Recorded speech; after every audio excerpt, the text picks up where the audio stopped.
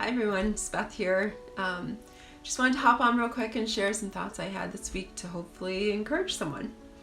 And sorry, you're gonna have to excuse my voice. I've been sick for like the last week and a half and it is still lingering.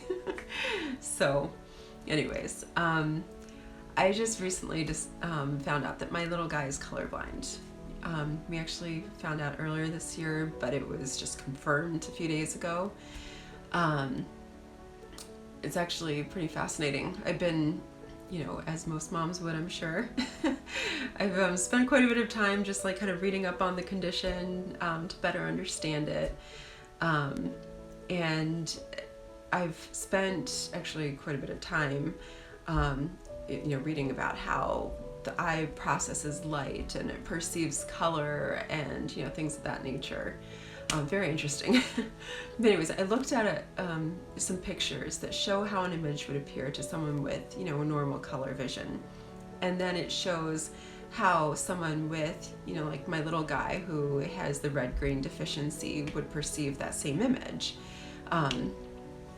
It's very fascinating. But on the other hand, I know he doesn't know any different. But I have to say, like, seeing that, it was kind of heartbreaking to me, like, to just know that he hasn't even experienced certain colors, He doesn't know what a true red looks like, which is my fave, that's sad to me. Or what a true green looks like. His scale of colors is more like shades of greenish browns. So, anyways, his doctor referred me to a company that makes these, color correcting glasses that we're gonna try. I can't wait for them to get in. I'm so super excited for him to try them. But anyways, so going back to how I felt heartbroken in a way for him, I was trying to imagine not being able to see with the full color spectrum. It's something that I can honestly say I have taken for granted my entire life because I have never once given it a second thought until now. Even though, it's something that contributes so much to my life. I think color is it's an expression of the creativity of God. It's an expression of beauty, right? You think about all the sunsets and, flowers and the images of beauty that just come to mind. There's countless things that have touched me over time, and, colors have always been part of that, So it got me thinking about just beauty, right?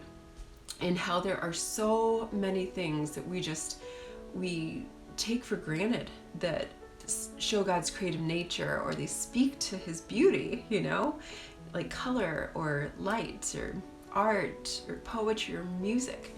You take music, for instance. I've been on this classical music kick for some reason for the last couple of days. I don't know why.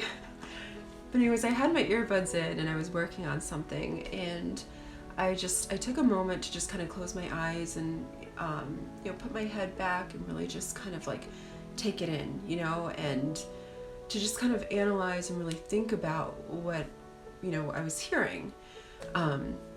Each individual note and the sound itself, the pitch and, the combination of notes being played together, and the timing and, the speed and the crescendos and decrescendos, and even volume is used as a creative expression, right? But how long each note was held and the silence and the pauses, these were all parts of this masterpiece, which is pretty amazing if you stop to think about it. But even if we weren't born with the creative genius of Mozart or, Van Gogh, or, the musical talent of someone like Dave Matthews from modern times, who I think is a musical genius. We were all given the ability to recognize beauty. God in his creative power gave us all the ability to recognize beauty in its like purest forms. Our eyes can perceive it, and our ears can hear it, and our hearts can feel it. We literally feel beauty. It moves us. And no one has ever had to teach us how to identify it, we just know. And I think that speaks to, beauty and creativity are aspects of God's character. They're part of his nature. It provokes a response in us.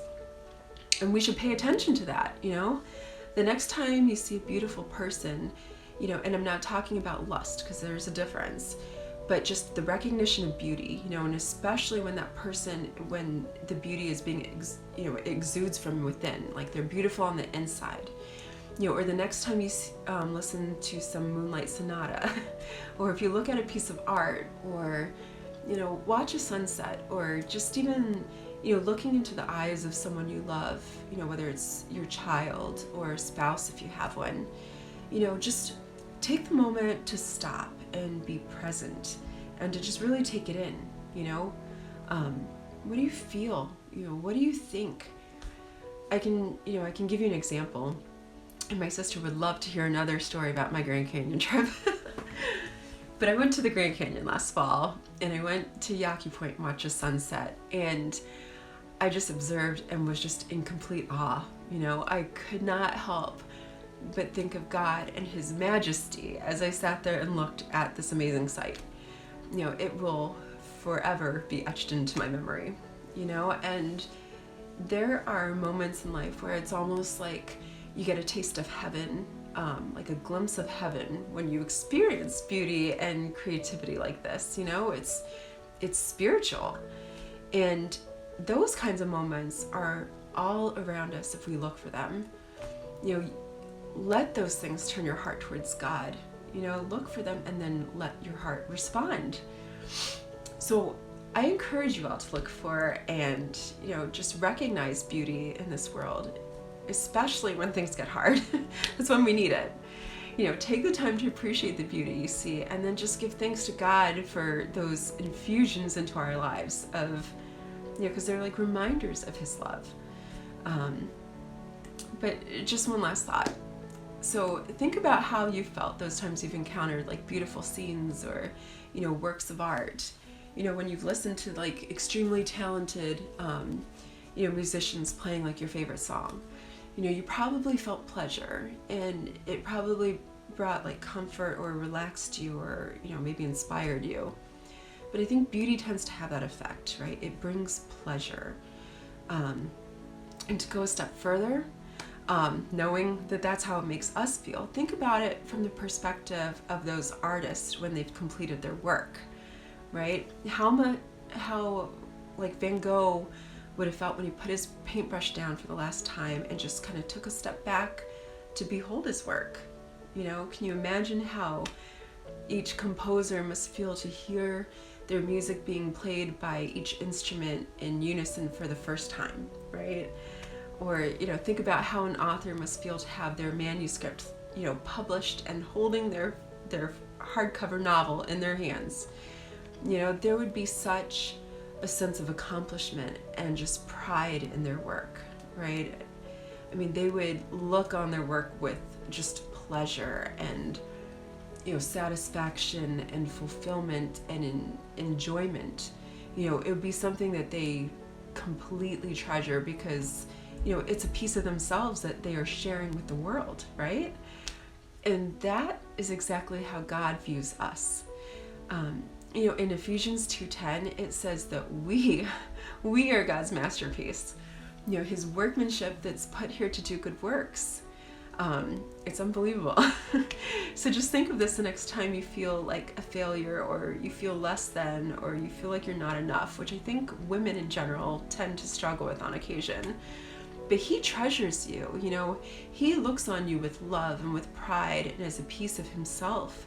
He takes pleasure in you. And as the creative genius that He is, He took time to plan you. He was precise and intentional when it came to designing you, because you matter and we're made for a purpose. You and I are made to further God's love and beauty through our lives. So think on that. Let it just soak in. And then be blessed and encouraged this week. It's my prayer that we would all encounter God's love this week in a way that just reminds us that we are His masterpiece.